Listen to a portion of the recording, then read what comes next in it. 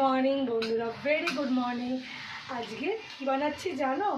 আজকে বানাচ্ছি আলুর পরোটা। দেখা যাক আমি কিভাবে আলুর পরোটা বানাই। দেখো দেখো দেখো, আমি এখন আলুগুলোকে গ্রেট করছি। দেখছো, এইভাবে আমি মিডিয়াম সাইজে 5টা আলু গ্রেট করে নিচ্ছি। এরপর আমি অন্যান্য জিনিসগুলো দিয়ে আজকে বানাবো আলুর পরোটা।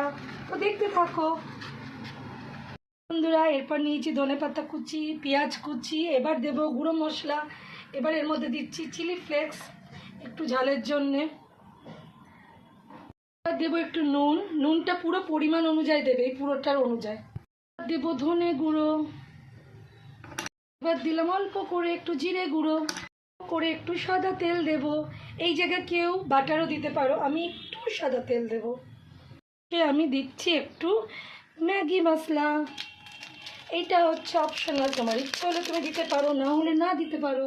হলুদ, হলদি হয়ে গেলে এবার আমি হাত দিয়ে ভালো করে সবটা মেখে নেব। এখানে হাত দিয়ে বাড়ির জন্য আমি বলে মাখছি, কারোর ইচ্ছা হলে গ্লাভস পরে মাখতে পারো, কিন্তু আমি এটাকে খুব সুন্দরভাবে হাতের সাহায্যে মেখে নেব।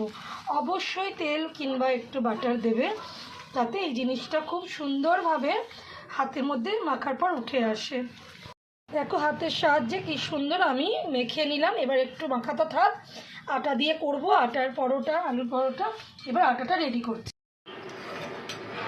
তো শুরু করে দিলাম আলুর পরোটাটা বানাতে।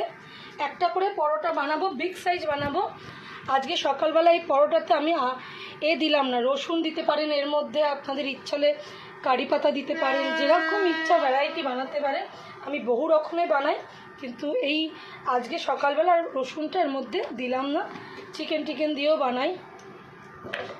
এই পুরটা দিলাম, পুরোটা একটু বেশি করেই পুর দেবে বন্ধুরা। দিয়ে এবার এটাকে গ্রেট করব, একটা করে দেব, একদম যেরকম ওদের স্টাইলে বানাবো। একটু বেশি করে দিয়ে একটু আটাটা দিয়ে, যেহেতু আমি মেখেছি, ওটাকে একটুখানি আমি কাটিয়ে দিলাম, বুঝলে? দিয়ে আমি এবার ছেড়ে দিলাম এর মধ্যে।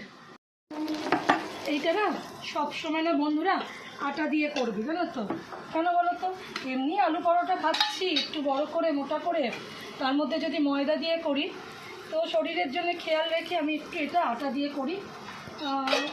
সব কিছু যাচ্ছে, একটা জিনিস কম যাক, মানে আমরা সব কিছু বলতে আমরা এর মধ্যে আলু দিচ্ছি, ময়দা দিলে যদি দিই, তেল দিচ্ছি, তাই জন্য মচমচে করে ভাজছি।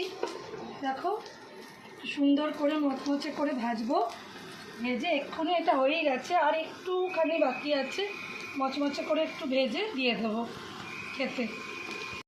তো বন্ধুরা হয়ে গেছে এটাকে আমি তুলে এখন প্লেটে দিলাম। এটা প্লেটে দিয়ে না আমি একটু কেটে দেবো খাবার সুবিধার জন্যে, তোমরাও এরকম করো। এই প্লেটে রাখলাম, রেখে আমি একটুখানি এটাকে, এই যে আমার পিৎজা কাটার আছে, ওই দিয়ে একটু সুন্দর করে ধরে আমি একটুখানি কেটে দিই, যাতে ও খেতে সুবিধা হয়। একদম সেই ওর মতন হয়েছে, বলো নাম কি, একটু ছোট ছোট পিস করে দিই, পিৎজার মতনই হয়েছে দেখতে। দেখো পিৎজার মতনই কেটে দিচ্ছি আমি, যাতে তুলে খেতে যে কোনো মানুষের সুবিধা হয়। পিস পিস করে দিয়েছি, দেখো পিসগুলো কেমন খুলে খুলে আসছে, দেখো একদম ঠিক মোগলাইয়ের মতন। তো এর মধ্যে আমি দেব একটু দই, এই দইটার নুন আর একটুখানি মিষ্টি গুঁড়ো লঙ্কা দিয়ে রেখেছি। ধনেপাতার চাটনি ছিল, এটাকে এবার একটু কাজে লাগাই, দিয়ে দিলাম। সাইডে একটু পেঁয়াজ।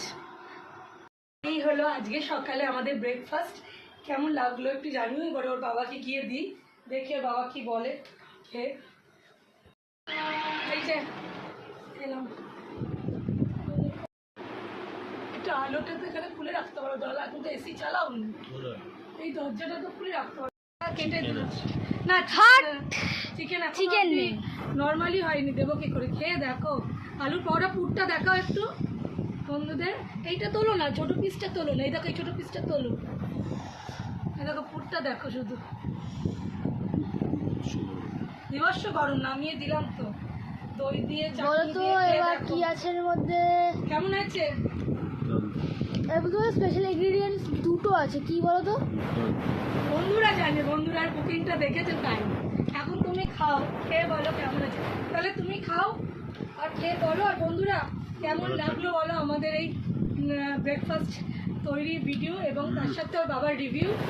তোমরা দেখতে থাকো। আর আমি বাবা। ওদেরটা বানাতে। বাবা বলো তো এর মধ্যে দুটো স্পেশাল ইনগ্রিডিয়েন্টস কি কি আছে? দুটো আছে, এটা তোমায় গেস করতে হবে। তুমি খাচ্ছ, তোমায় গেস করতে হবে। বুঝতে পারছি না, আমি তো দইটা তুমি নর্মাল আবার খেয়ে রাখো, তাহলে বুঝতে পারবে কি আছে ওটা। ধনেপাতার চাটনিটা দরকার। হ্যাঁ, ধনে পাতা চাটনি তো ঠিকই আছে, কিন্তু দুটো স্পেশাল ইনগ্রিডিয়েন্টস আছে, বলে কি?